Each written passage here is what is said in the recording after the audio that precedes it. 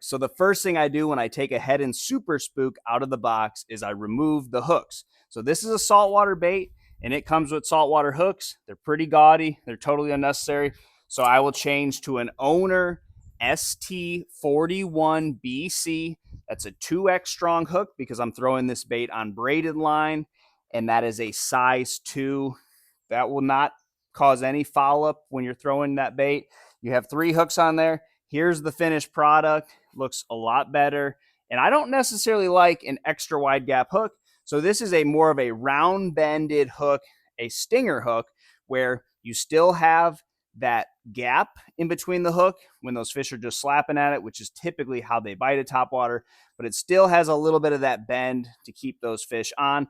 A lot of these fish are going to be hooked on the outside of their mouth, and that hook just feels like it digs in when it gets anywhere near their mouth. Welcome back to the channel. Thank y'all for hanging with me on this Monday. So I think what everyone wants to know is, when is the perfect time to pick up a topwater and lock it in your hands? And that typically has to do with how your lake's fishing. If it's super tough and that's the only way you can catch a better than average fish, then I will lock it in my hand and throw it all day.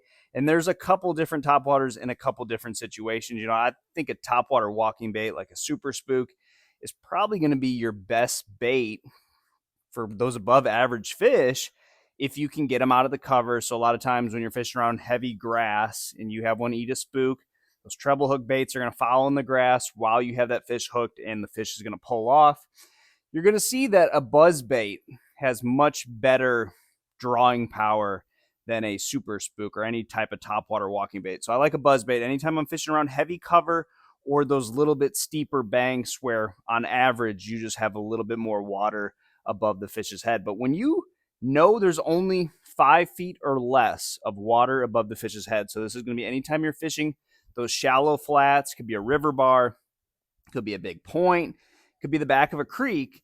But when you have fish that are around those flats and you have clouds like we've had here for the last couple days, that's going to push the bait all around those flats. And there's not a better bait than a topwater walking bait in that big one. If you have suitable conditions and you have bigger forage in your lake, it could be big threadfin, gizzard shad, or even bluegill.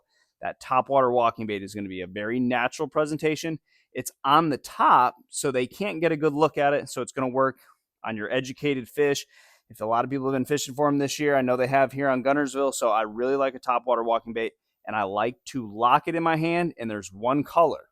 So you have clouds. I don't care if you have super clear water. It's all about bone. So some type of shad pattern, but bone is my favorite because there's no paint on this. So it's going to be louder. Super spook, loudest topwater walking bait there is. And again, this is one that you can throw all day. And what you'll find is this is the best bait in that situation because the bait is everywhere. You know, you have all kinds of threadfin shad and gizzard shad in those little pods that are swimming back and forth. So you need something that you can throw a mile. That's why I rigged this up on a 7'6" cranking rod, 30-pound braid. I can throw it 100 yards, and then I can fish it fast.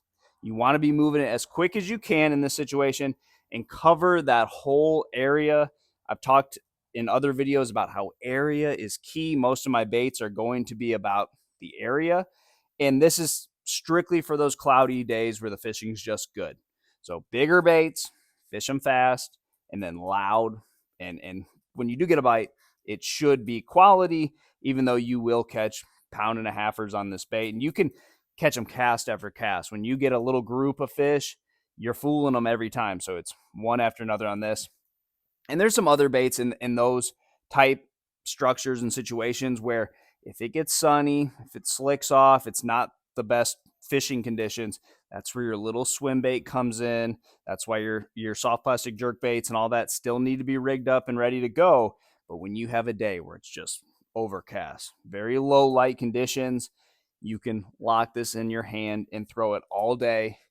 And the same goes for if you have like an hour or two, maybe you're getting some of that fog that's going to start rolling in this time of year. So the first hour or two can be perfect for this same situation.